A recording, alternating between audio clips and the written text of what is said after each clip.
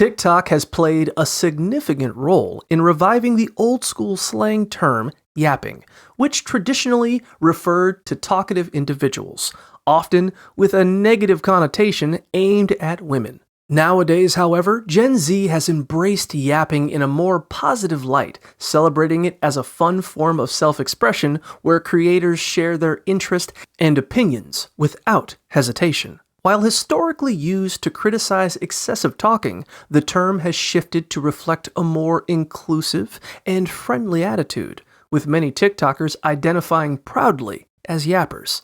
Although it can still carry a negative implication, especially if used derogatorily, many view it as an enjoyable activity, often inviting friends to yap together. Ultimately, yapping can be seen as a vibrant part of TikTok culture, showcasing how language evolves over time.